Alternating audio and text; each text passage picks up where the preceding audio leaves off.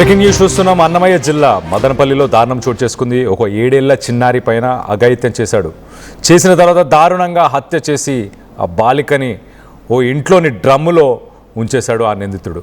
నిన్న సాయంత్రం 4:30 అదృశ్యమైన ఆ బాలిక కులవర్ధన్ అనే ఒక వ్యక్తి ఇంట్లో బాలిక మృతదేహాన్ని గుర్తించారు. అఘాయిత్యం చేసే ఈ హత్య చేసినట్టు పోలీసులు గుర్తించారు. గతంలోనూ ఇటు కులవర్ధన్ పైన పలు కేసులు నమోదై ఉన్నాయి. చిన్నారికి న్యాయం చేయాలని ఇటు స్థానికులు ఆందోళనకు దిగారు. స్థానికుల ఆందోళనతో ఇటు గ్రామంలో హై టెన్షన్ వాతావరణాలు నెలకొన్నాయి. పోలీసుల అదుపులో ప్రస్తుతానికి నిందితుడు కులవర్ధన్ ఉన్నట్టు తెలుస్తుంది. దీనికి సంబంధించి మరింత అప్డేట్ తీసుకునే ప్రయత్నం చేద్దాం. మా ప్రతినిధి సురేష్ ఉన్నారు. సురేష్తో మాట్లాడి తెలుసుకునే ప్రయత్నం చేద్దాం. సురేష్, ఒక దారుణమైన సిచ్యువేషన్ అనుకోవాలా, ఏమనుకోవాలో, ఆ కులవర్ధన్ని ఏమనాలో కూడా నాకు అర్థం కావట్లేదు. 7 ఏళ్ల చిన్నారిపై ఆ ఫోటోలో కనిపిస్తుంది. మన వ్యూవర్స్ అందరికీ మనం రైట్ సైడ్ ఫోటోలో చూడొచ్చు.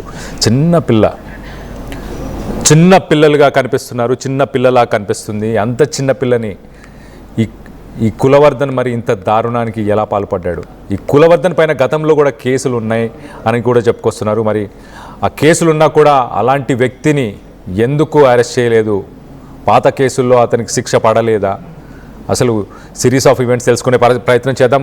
సురేష్, చెప్పండి, అసలు ఏం జరిగింది? ఇంత దారుణానికి ఎలా పాల్పడ్డాడు? అసలు ఎవరు గమనించలేదా? ఏదైతే ఈ దారుణమైనటువంటి సంఘటన అన్నమయ్య జిల్లా మదనపల్లి పట్టణంలో చోటు చేసుకునింది.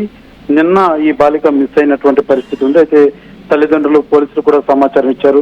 పోలీసులు కూడా మిస్సింగ్ కేసు కూడా నమోదు చేయనటువంటి పరిస్థితి. అయితే ఇవాళ ఉదయం నిన్న మిస్ అయినటువంటి బాలిక డ్రమ్లో మృతదేహం పడి ఉండడం పట్ల మాత్రం తీవ్ర స్థాయిలో అక్కడ ఉన్నటువంటి స్థానికులు కావచ్చు, తల్లిదండ్రులు కావచ్చు, శోక సమయంలో ముంచెత్తిందని చెప్పాలి. ఆడుకునేటువంటి చిన్నారి నిన్న సాయంత్రం వెళ్ళినప్పటి నుంచి కూడా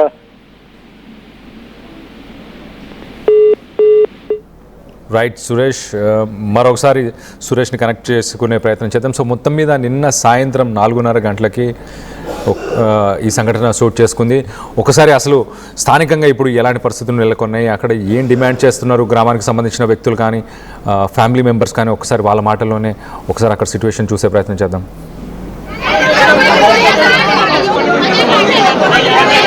లేదంటే వాడిని పిలుచుకొని మా దగ్గర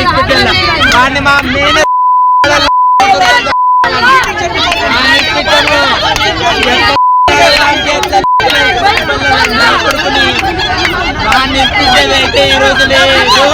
లేదంటే వాడిని పిలుచుకొని సాయంత్రం 4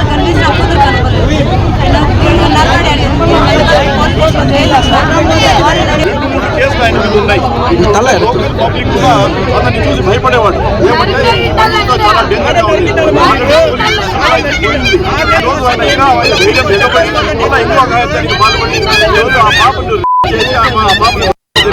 ఇదంతా చూడాలంటే పబ్లిక్ లో తీవ్ర ఆక్రోశం జరుగుతుంది.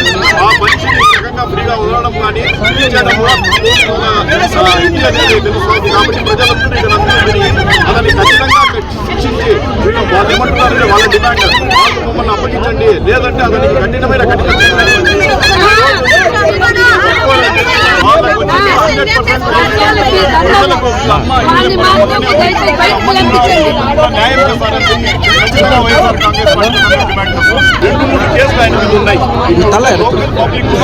అతన్ని చూసి భయపడేవాడు. స్థానికంగా ప్రజలు రగిలిపోతున్నారు. ఈవెన్ తన తల్లి, మనం ఒకసారి చూసాం, తల్లి మాట్లాడింది. తల్లి బాధతో, ఆవేదనతో, ఆగ్రహంగా ఉన్నారు అక్కడ ఉన్న ప్రజలందరూ కూడా. కులవర్ధన్ గురించి అసలు గతంలో తెలిసిన పోలీసులు ఎందుకు చర్యలు తీసుకోలేదు? మనం ఆ కులవర్ధన్కి సంబంధించిన ఫోటోను చూడొచ్చు. రైట్ సైడ్ ఫోటో కనిపిస్తుంది. ఈ వెధవే, ఈ వ్యక్తే ఇలాంటి దారుణానికి పాల్పడ్డాడు. చిన్న పిల్లలు, అభశుభం తెలియని ఆ చిన్న పిల్లని ఈ అఘాయిత్యానికి పాల్పడి మొత్తానికి ఒక డ్రమ్ములో పెట్టి తన మృతదేహాన్ని, తనని గొంతు నలిపాడా, మరి ఎలా చంపేశాడో తెలియదు కానీ మొత్తానికైతే చంపేసి ఇలాంటి ఒక దారుణానికి పాల్పడ్డాడు. ఇలాంటి వ్యక్తులని ఏం చేయాలి? సమాజంలో ఇలాంటి వ్యక్తులని ఎలాంటి శిక్షలు వేస్తే కానీ ఇలాంటి పనులు మారరు. నిన్న సాయంత్రం 4:30 బాలిక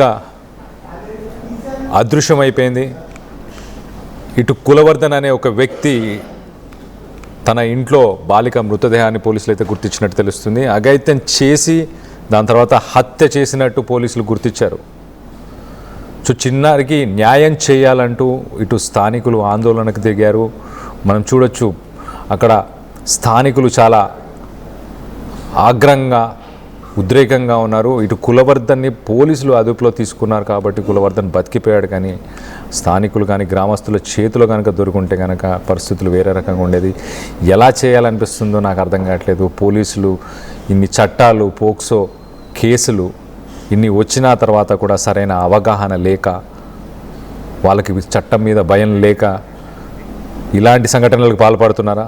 దీనికి సంబంధించి మరింత అప్డేట్ తీసుకునే ప్రయత్నం చేద్దాం. మా ప్రతినిధి సురేష్ ఉన్నారు. సురేష్తో మాట్లాడి తెలుసుకునే ప్రయత్నం చేద్దాం. సురేష్, చెప్పండి, అసలు 4:30 సమయం అంటే ఇంకా అప్పటికి చీకటి పడలేదు. చుట్టుపక్కల ఉన్న వాళ్ళు ఎవరు గమనించలేదా? గమనించకుండా పోయాడా? ఈ కులవర్ధన్ అనే వ్యక్తి తన సొంత ఇల్లా, లేకపోతే ఆ ఇంట్లో ఇంకెవరు వ్యక్తులు, ఇంకా తన ఫ్యామిలీ కానీ ఇంకెవరు లేరా? ఏదైతే ఈ దారుణమైనటువంటి సంఘటన ఇవాళ ఆ తప్పిపోయినటువంటి చిన్నారి నిన్న తప్పినట్టుగా కూడా తల్లిదండ్రులు పోలీసులు తెలియజేయడం జరిగింది. అయితే నిన్న నుంచి కూడా పోలీసులు గాలిస్తున్నటువంటి పరిస్థితి ఉంది.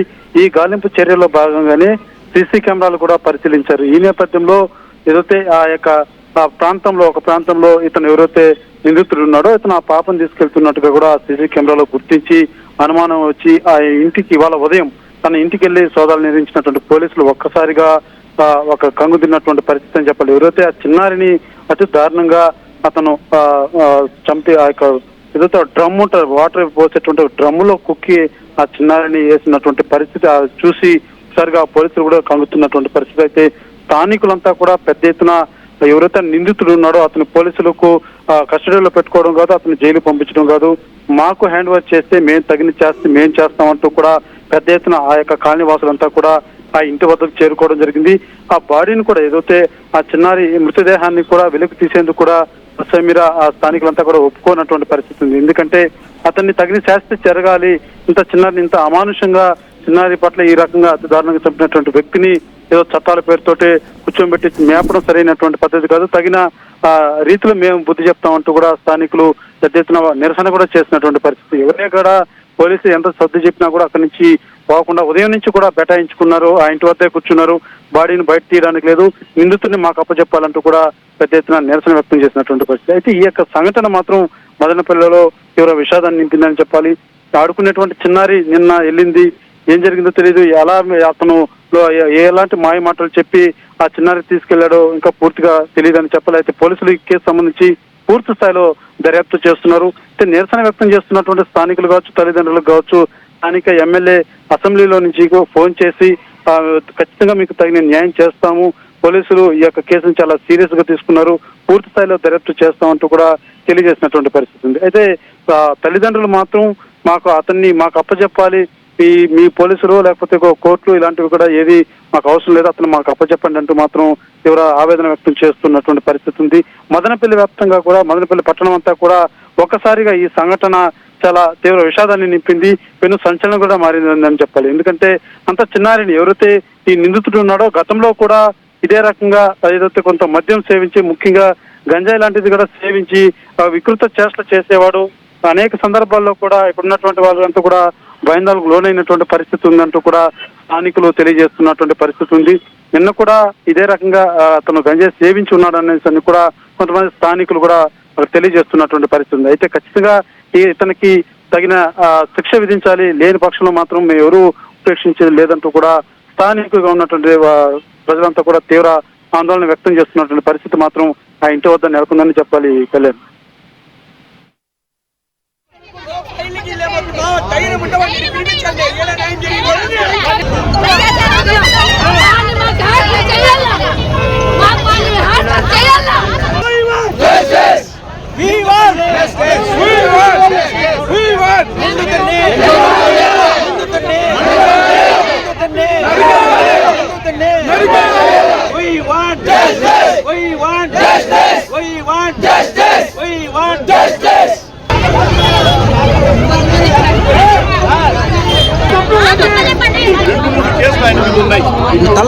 పబ్లిక్ కూడా అతన్ని చూసి భయపడేవాడు. చాలా డేంజర్గా ఉంది. ఇంకో గాయానికి పాల్పడి ఆ పాపను సాయంకాలం 4 గంటల నుంచి